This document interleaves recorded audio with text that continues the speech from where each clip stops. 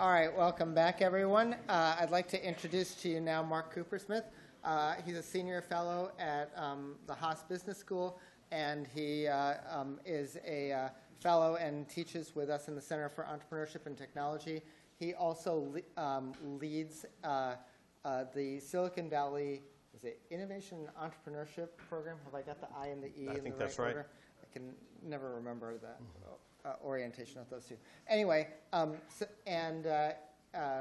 he's a successful entrepreneur with a number of startups and a successful entrepreneur, having started ventures inside larger companies. I think Sony would be the one of the big case examples there.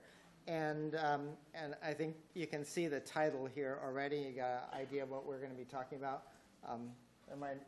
I'm going to just stop talking to give away what that word might be, or maybe nobody knows. Anyway, so thank you, Mark, for taking the time, and the stage is all yours. Great. I think that's what's to be said. Thanks, Nick. Okay.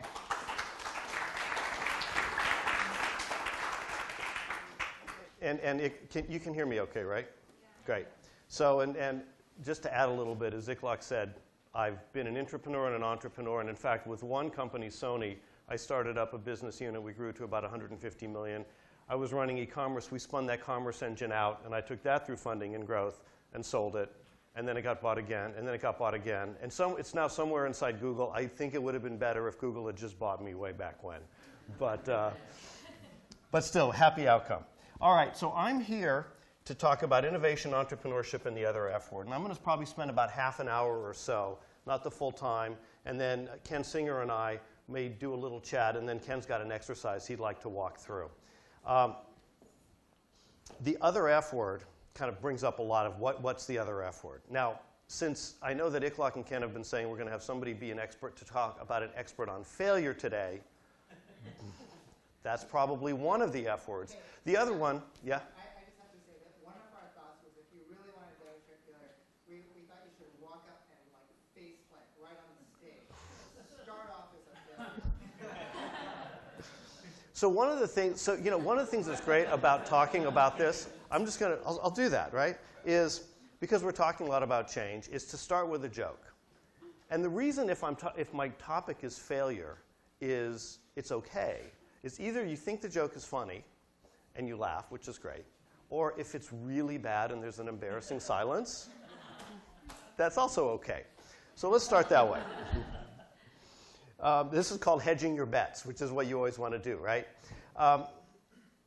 How many psychiatrists does it take to change a light bulb? We're talking about change. Do you know the answer to this one? Hold on for a second then. But thanks for not just letting it go. The answer is just one, right? But the light bulb has really got to want to change. So we're talking about change, and we're talking about innovation and entrepreneurship here. So let me start with a story, because you've been here all day. So let me start with a story about me and my daughter on her 18th birthday. So I said, just a couple years ago, I said, honey, what would you like to do for your 18th birthday? Maybe a nice dinner with Dad, maybe a trip to Tahoe. She goes, Dad, I know what you did when you were 18. I want to jump out of an airplane, and I want you to do it with me. So I said, okay. I couldn't say no since I knew that she knew I had done it. So I did, and this was me about an hour after that last photo was taken, somewhere around 2 miles up. It was a blast. 120 miles an hour, a couple minutes down on the ground. And I thought back to when I had done this earlier. And I'm thinking about what you all are doing right now, in part because being an entrepreneur is like jumping out of the airplane, hoping the parachute works, or at least that you have a plan B, that your backup parachute works, right? And in part because the way that we teach and study and act as entrepreneurs is fundamentally different than when I started teaching this or talking on this topic 20 years ago. So I thought back and I said, okay, now, what was it? I get 20 minutes of training. I strap on a suit. It was mostly a video. There's a guy right there that knows exactly what he's doing. He's right next to me. We jump out of the plane. Woo! It's a great day, right? Everything works out, easy landing, perfect. 20 years ago, 30 years ago, whatever, 5 hours of training. In fact, we trained so much, and we started jumping and jumping and jumping higher. We trained so much that it got too late, and the wind came up, and we couldn't jump that day. So we came back the next day, and it was a little windier, but they said it was okay, and we went up, and I was with my buddy, and we got up there, and we jumped. And at that time, you actually didn't get to free fall. You just jumped out of the airplane, and the parachute opened, and you floated down to the ground, which seems like it's pretty safe. But the wind came up, and while we jumped in the right place, the wind started blowing us, and I'm looking down at where we're supposed to land, where they teach us how to tuck and roll and all this stuff, and the field is way over there, and I can't get over there. We land 3 fields over. My buddy sprains his ankle and is in a cast. I managed to be okay, but all the training that we had done that day was worthless. Why? Because the moment we jumped out of the airplane, reality was not what we thought it was going to be. That's like writing a business plan. Because you write the plan, or when I've been a corporate entrepreneur, you invest all of this stuff, and then you go to market, and you hope you guessed right. It doesn't work. So that's the way we are about teaching entrepreneurship. Then we would write the business plan and hope we're right. Now we create ventures and tools in real time. Now the class that I teach that Iklak referred to is this workshop for startups or a couple of programs like that. And we do intensive work over a period of 3 or 4 months. You're squishing this into 4 days. So there's a massive amount of information you're processing. But it's this exact same process. And I don't see Ken, but we'll check. But the process that you'll go through, and I expect you're going to go out and do things every night. Talk to customers. Get your teams together. Try things, because that's what you want to be doing. Since we're on the engineering side, I thought I would share a joke. I'm taking another risk, right? Dilbert, he was actually one of my classmates, the guy who writes this, Scott Adams. And he says, my boss says we need some Unix programmers. I think he means Unix, not Unix, because for those of you where English isn't the first language, it means you're kind of missing a part down below. And the programmer says, I already know Unix. And the boss says, well, if the company nurse drops by, tell her I said never mind. I love Scott Adams, and we use him a lot because he's got such an incisive view of kind of real life that we go through. So I teach this workshop for startups class. And the thing that's fascinating about it, is that we have a lot of failures in this class, as you would expect. And we'll talk a lot about failure. And we also have some successes. So the key thing that came out of this, and I'm doing this with a colleague of mine, John Danner, is we said, what can we learn from failure? And in fact, the gentleman who was speaking up here before said, persevere, persevere, persevere, never give up. I'm not sure I agree with that, and I'll tell you why.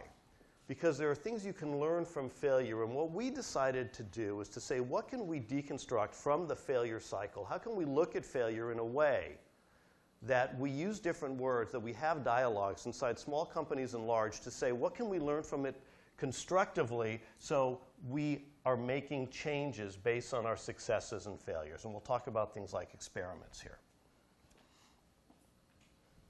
That's our question. So we started talking about this, and in fact, and I'm writing a book on this right now as well, which actually goes over really well at home because I say, my wife asked me, she goes, honey, why do you want to be the world expert in failure? And the answer is it's not about being the expert in failure, right? It's about what do we learn from it to do 3 things. To drive innovation, to drive growth, and to create organizations that are fundamentally resilient and evolve. So this is the course that we teach. There's my colleague, John. And I want to start with a couple of statistics. So 75 to 90% of startups fail. Sometimes technology fails, too. Let's see what we can do.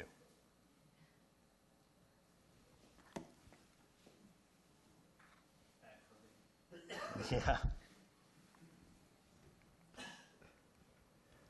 And in fact, a friend of mine Randy Commissar, who's a partner at Kleiner Perkins, wrote a book on getting to Plan B, in part because so many fail. And in fact, that's part of their business model, right? They know that a big percentage of them are going to fail, and what they want you to do is to iterate through, and they're willing to bet on those big successes. Plan A doesn't work, find Plan B. Two things that Randy focuses on, and we'll come back to them. It's in particular, and it's right here in the title, breaking through to a better business model. So you need to make sure that you have product market fit. You need to make sure that people will buy what you're selling for the price you're selling for. And you need to make sure that your revenues are ultimately going to exceed your costs, right? Speaking of demos often fail. See if we can get this oldie but goodie to work here. Oh. So this is Bill Gates at a large conference. It's going to say, hey, I see you plugged in a new device, and it's going to load in the appropriate drivers. You'll notice that this scanner built, whoa.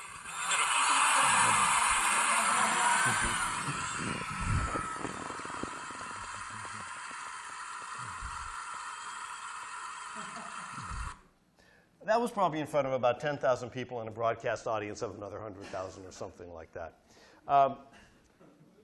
Baseball. You make out twice as often as you get a hit.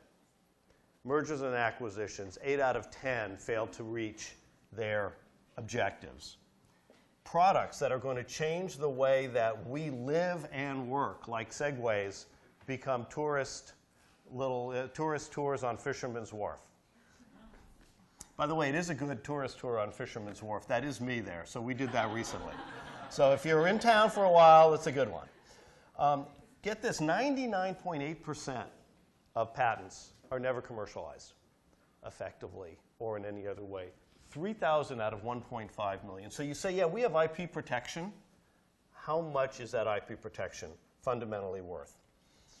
The Army had a word for it. This is World War II. They coined a word called snafu. Does anybody know what snafu stands for? Situation normal, all fouled up. Situation normal, thank you. I'll go ahead since it's the other F word. Situation normal, all fucked up. And the interesting thing is they say, look, failure happens all the time, so you need to build in those safeguards. So we say, fine, failure is pervasive. Now, what are we going to do about it? So you say, if you're serious about innovation and you're serious about entrepreneurship, you have to be serious about failure. So how do you guys define, as you think about being an entrepreneur, help me out a little bit too, what's failure? What words come to mind when you think of the word failure? Quitting. Frustration. Disappointment. Bankrupt. Bankrupt. Running out of money is really bad if you're a startup, right? Quitting means you're not doing your startup. What else? Lower expectations? Or below expectations, yeah, not meeting expectations. All right.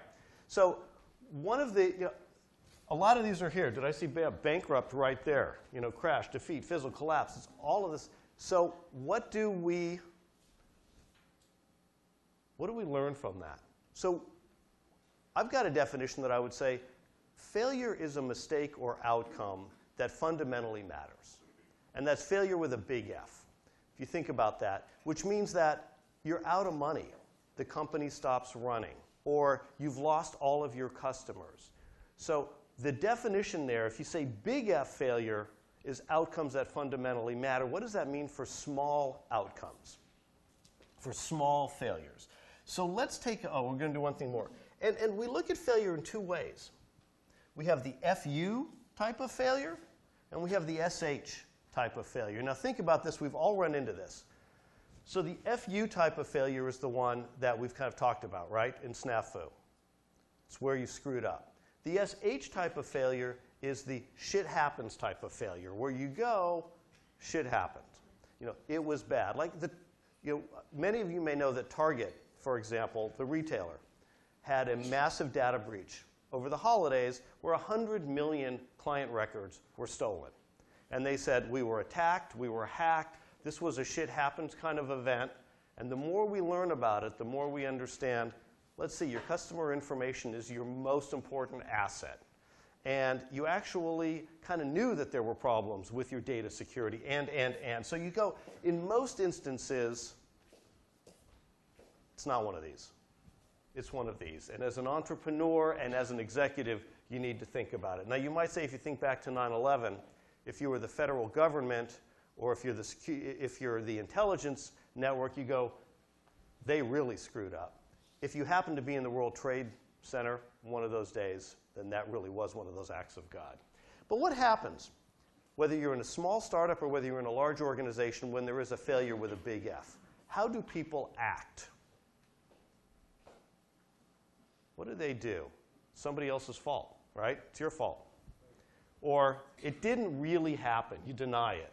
Or you rationalize it. Well, we kind of knew this might happen, whatever else it is.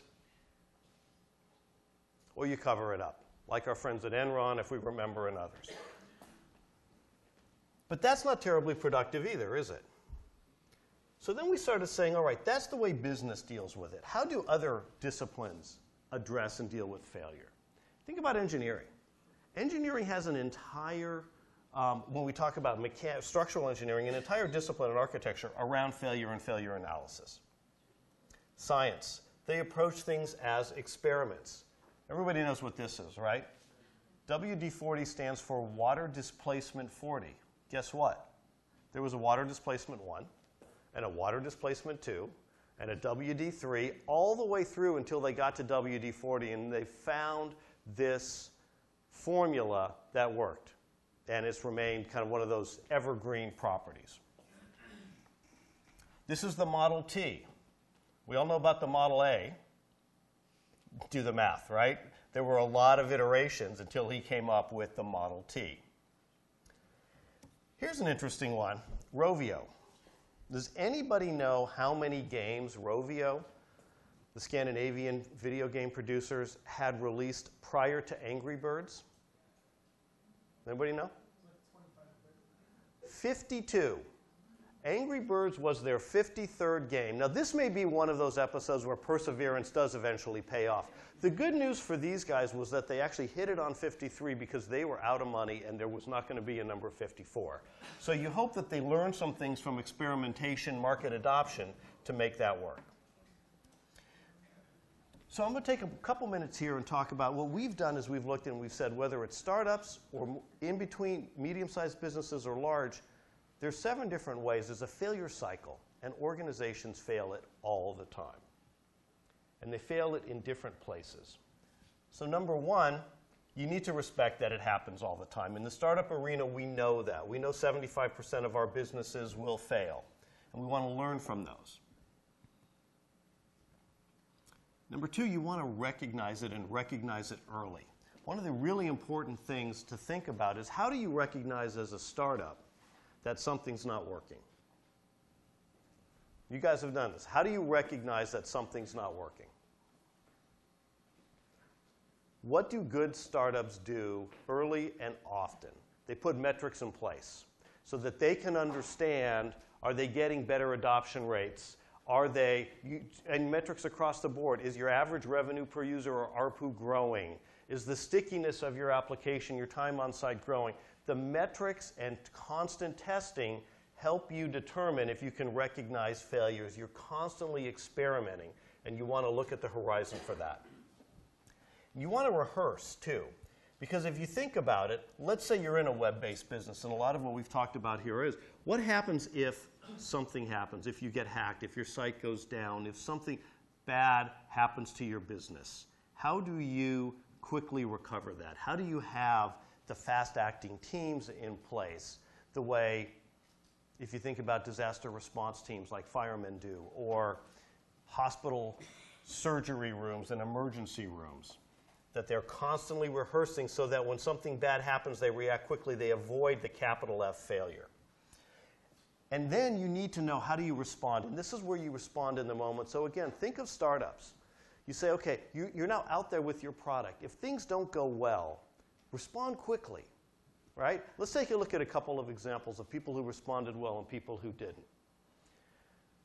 Now, if you go back a couple of years, And Netflix, for those of you anyway that are Americans, Netflix introduced Quickster, which was they raised their price and they split their service, and they really pissed off their customer base, right? In fact, they lost 75% of their market cap, and they were losing customers by the millions within weeks of this happening. How did they respond? They had loyal customers that felt they had been let down. How did they respond? The CEO did this.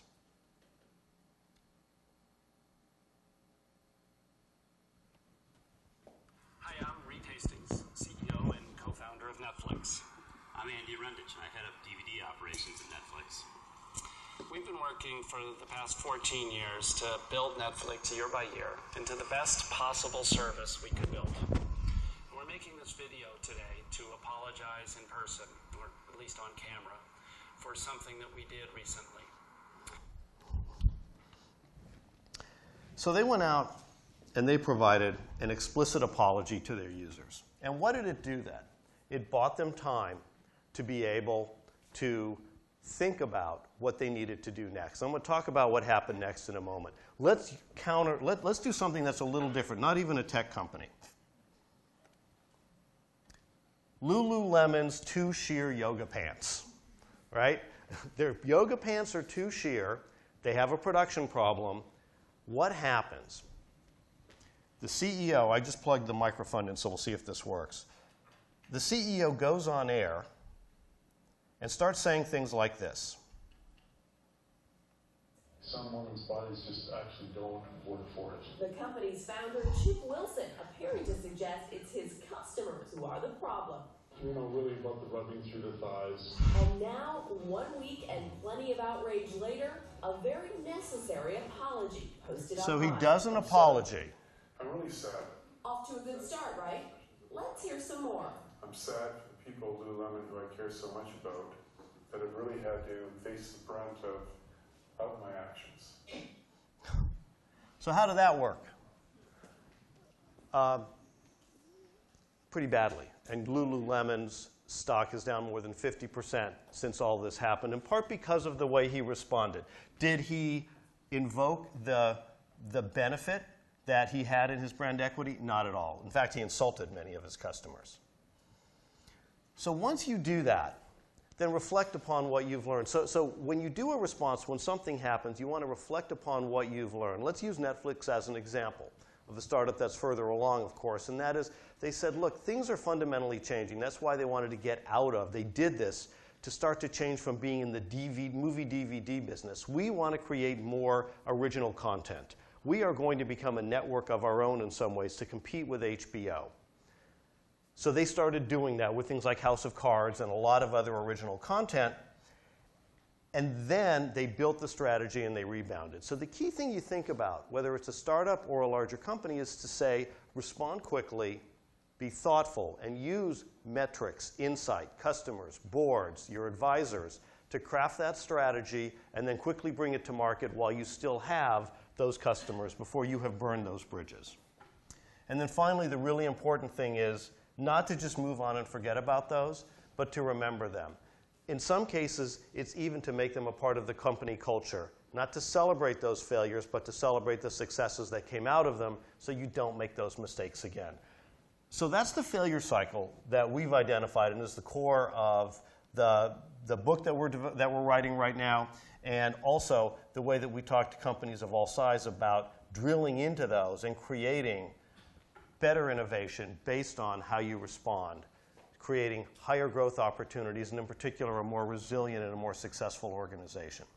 But let's come back to startups now.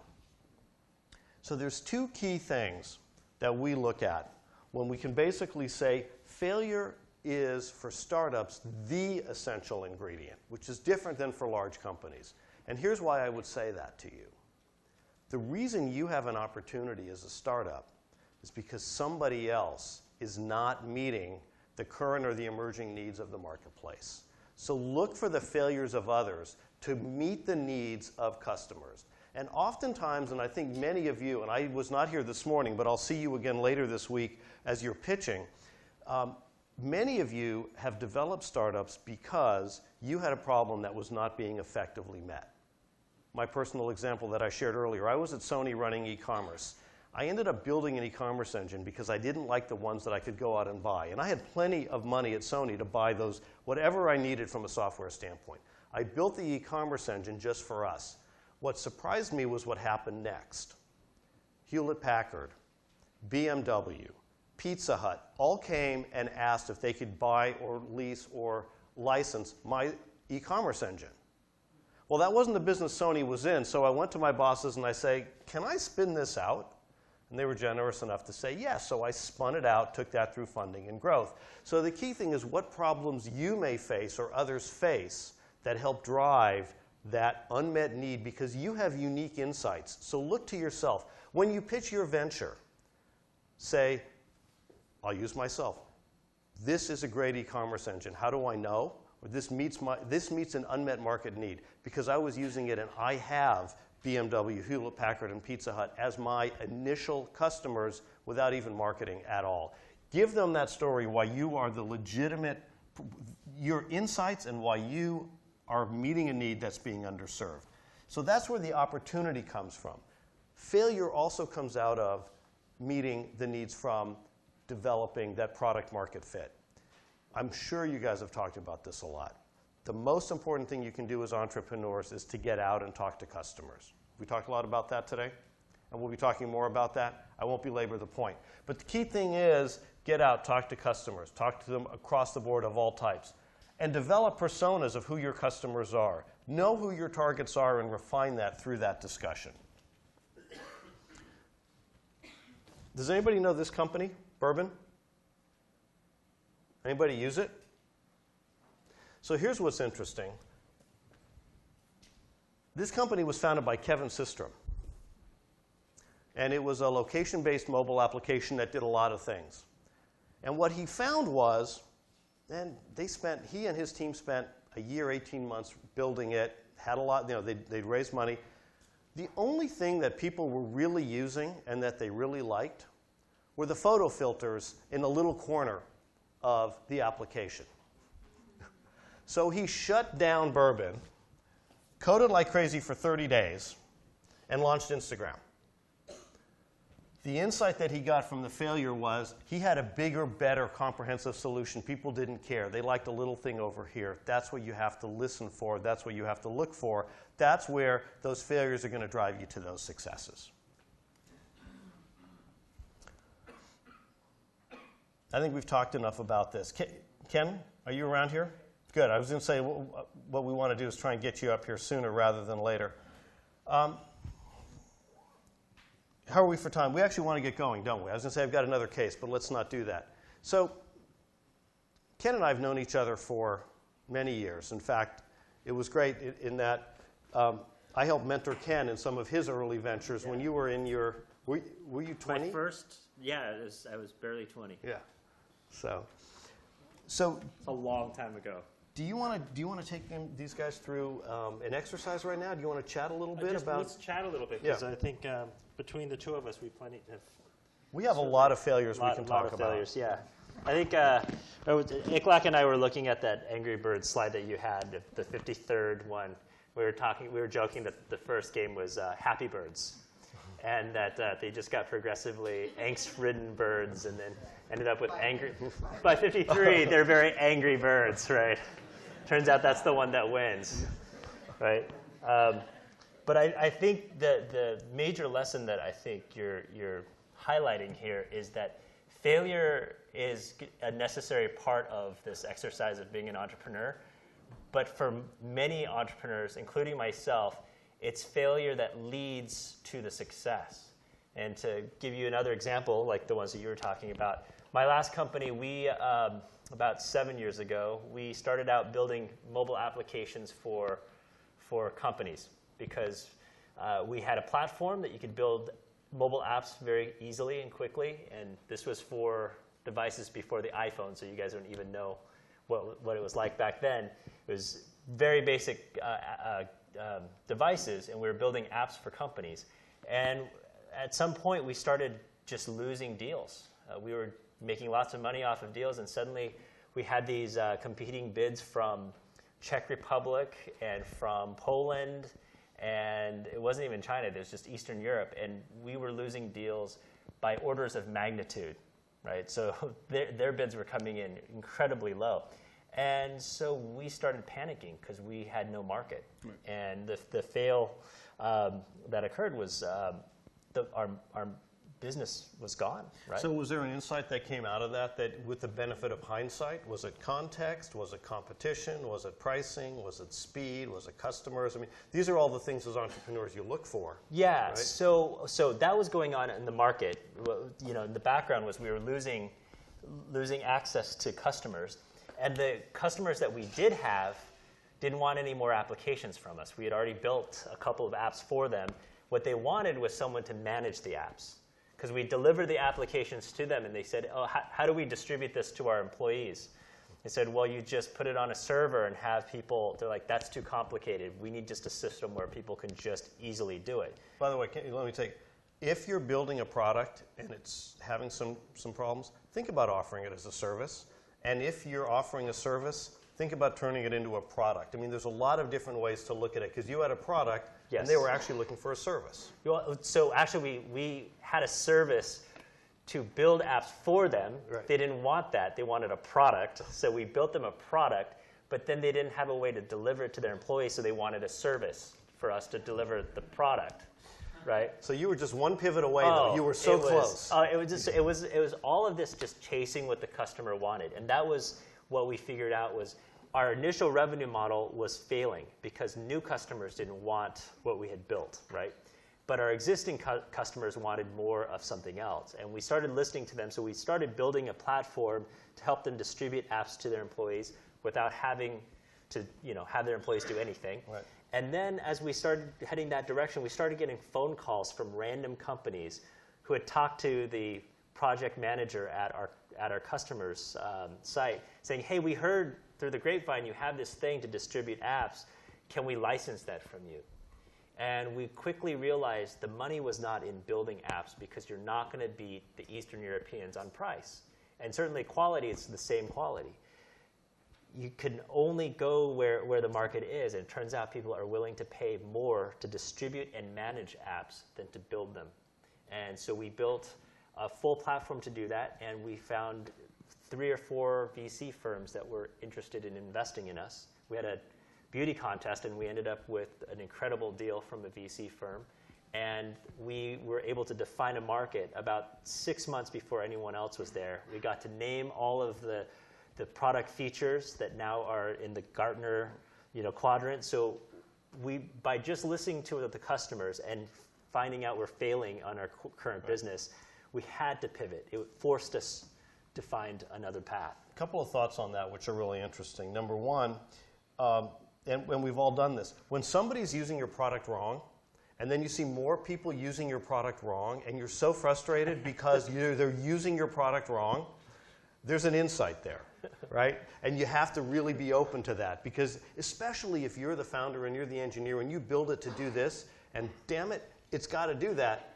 So listen to what your customers, or watch how they're doing. The other one is, sometimes you have to be careful not to listen too literally. And it's hard to listen between the lines, because sometimes the customer will tell you what they think they want because it's very linear, and you have to say you have to go around that and say, what problem are you trying to solve that's not being solved right now, and figure out how your application does it well. And I think Steve Jobs sometimes said this sometimes, which is, sometimes people don't know what they want until they see it, and that's absolutely right. This is true. This is true. Yeah, that's why sometimes your customers are not problem solvers. Right? So if they give you a solution to a problem, it may not work, right? But your customers are always problem finders. They'll always have a problem that needs to be solved. And if you can solve it for a cheaper way than the next guy, they'll go with you, right? And high quality, of course. So as we talk about failure and using it, experimentation, and using that to leverage on early startup, and even over the next 3 or 4 days, what were 1 or 2 things that you might want to pull out, or questions that we have, and then turn it over to you to go ahead and go through the exercise that you wanted? Yeah, I think a lot of people overthink it, and I think a lot of people over-talk it in their teams. Spend days trying to figure out what the right strategy or the right decision is. Sometimes the only way to know is to actually try it, right? And I think that's where fearing the failure will prevent you from success. So you just have to just eat it. If it's going to fail, it's going to fail. But the only way to that answer is if we try it. And that's where very smart students try to avoid that failure by trying to overthink it. Sometimes, taking the shot is the only way to figure it out. Yeah, and that's good. Give me 2 minutes. Sure. I have an old case study, but I think it's Perfect. really relevant Yeah. based on our discussion from even before my Sony days. We all remember the old VHS tapes and the beta tapes from way back, or at least we've heard of them, right? So put on your Wayback Machine and go back to the 1980s and remember that Sony had come out with beta tapes. And there was another standard called VHS tapes, Video Home System. And the Sony tape was arguably the better tape. But Sony lost. They lost the standards battle even though they had a better product. Why? They had engineered a better product. And the reason is that the people behind the VHS standard realized that the problem people were trying to solve wasn't to record their TV at home, which nobody was able to ever program their VCRs anyway. It was to watch movies at home. And it was the first time that you could actually watch movies at home doing this.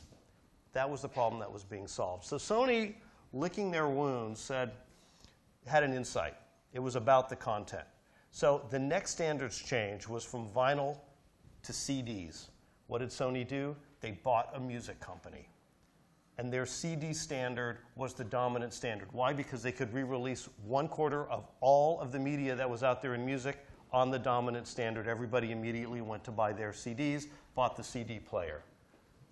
Those awful VHS tapes, finally DVDs came out. What did Sony do? They bought a movie studio. It worked before, let's do it again. It worked great, dominant standard, and it wasn't the best technology in this instance. So what you're telling me is that the solution to all problems is to buy a company that will sell your product, right? Well, either that or to be the company they want to buy, which And there you go. may be another Yes. way to skin that cat. And then really briefly, the next format battle was when they went from DVD to HD or Blu-ray, but Sony already had the content, and people had figured that out. What was interesting was what was the determinant of which standard was going to win, and it was the players then. So Sony delayed their PlayStation, massive installed base, until they could release it with the Blu-ray device, and PlayStation 3 ensured that Blu-ray was the dominant standard. So the fascinating thing is, what do your customers care about? Whether you're a big company like Sony or whether you're a startup, what problem are you solving? Okay. By the way, and then Sony really screwed it, right? Because Sony owned personal listening systems with the Walkman and the Discman. They owned a music company. They owned an electronics company. They should have been the iPod. They should have owned personal listening in the digital era, and what they forgot was that it was about bringing it all together in an easy-to-use solution, and that's what Apple did. Because trying to make those early digital music players work was terrible, and Apple made it easy. All right, back to you. And one of the things I want to point out is that this stuff's not easy. I mean, if you look at it, it seems so obvious. These are decisions that someone should have seen, right? But there are lots of smart people who miss these decisions, and what it points to is that the shifting rationale for why you as consumers make decisions. That's what makes this all interesting and fun, is that everyone makes decisions for different reasons, and they shift over time. Sony thought they had it handled. They owned everything. They owned the entire supply chain. What they didn't own was simplicity and ease of use. And that's what led Apple to get into the market. And so this is why this whole activity, this whole trying to start a new company, is both incredibly fun and painful at the same time. And this is why big companies fear you as entrepreneurs, is because you could be the next Apple, a company out of nowhere that comes in and completely disrupts their business. Look at Instagram. Look at all of the digital camera companies that have destroyed Polaroid and Kodak and all of these. It just came out of nowhere. So that's hopefully inspiration for you guys to go and make some mistakes on your own and eventually get to a successful point. And to encourage Isn't that a good handing off? Yeah, I was going to say, to encourage you guys to do ahead. that, we're going to set you guys up with a game, and it's going to be homework. Before leaving today, we want you to pair up with someone that you don't know very well in this room. And then by tomorrow, we want you guys to have video evidence of the other person. So you have to videotape the other person. This is what we call rejection therapy. You have to go up to some stranger and ask the stranger for something unreasonable. You can't do anything illegal, so you can't threaten them. And you don't want to do anything dangerous, okay? And I know there's Berkeley students in this room, so let me define what illegal and dangerous are. Since apparently I've had to make that very clear. Don't do anything that puts your physical body at risk or your partner at risk. So think about the other person. But you can ask people some very strange things, and oddly enough, they'll say yes. So we want you to capture at least one yes and one no. And we've had some incredible yeses. Some people are able to convince other people to do amazing things. Everything from just getting clothing to borrowing their car, stuff. Just some very crazy things. To clarify, the goal is to get a no, though, right? The goal is to get a no. So start with something that you might get a yes, and go increasingly harder in your attempts. Again. It's to ask for, I think I'm just clarifying. Yeah. Yeah. It is to ask for something unreasonable. That is, the answer will be no. I would not. Yeah. The more likely answer would be no. I won't do that for you. So right? what would an example be? Give me $100, please. No, that would be a threat. Okay. Well, No, if you said please, yeah, but please, right. but yes. no. Okay. So we've had just I don't want to make this. I don't want to give you guys too many ideas. But we've had people go and ask for a shirt off of somebody's back, and they got it. So be careful. Some people are just willingly giving clothing away. So careful. One where I'm not sure if Erica is here, but we have one student. She's an alum. She went around and asked people to give her a kiss, and she couldn't find a single person who said no. So, so you want, again, find something that is at some level, you're going to get a no, and we want you guys to document it. And the most clever and interesting attempts at this will get an award sometime tomorrow. But this is about having fun with it. Some of you will find this really painful. Some of you guys just hate going and talking to strangers. Think about this as a game, right? Take yourself out of it. This is a game to go do something really clever, okay? So pair up with someone in the room. Yes? You should do it in a way that they don't know that yes, okay? Yeah. People act differently because they think you're on a reality TV show.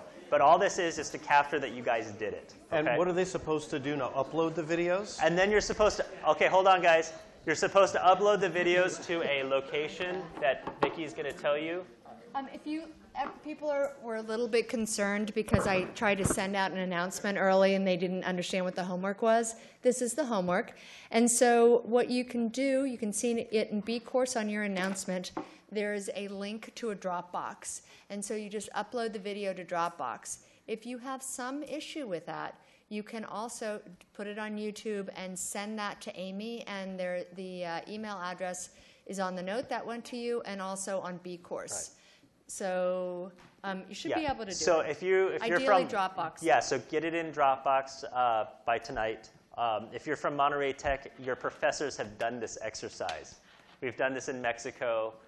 We've done this in Brazil, in France. So we've done this in a lot of other countries, and it's fascinating to see how people respond. It turns out in Mexico, I've never seen more people say yes to the strangest things. They're so accommodating in Mexico. It's an amazing culture. Yes? Let people know that they're only uploading their best video and it should be about Yeah. 2 minutes, not more than 2 minutes. No longer than 2 minutes, and we upload your best 2 videos, the one success and one fail per person. So you're going to have 4 videos per team, all right? So right now, pair up with people that you do not know in the room.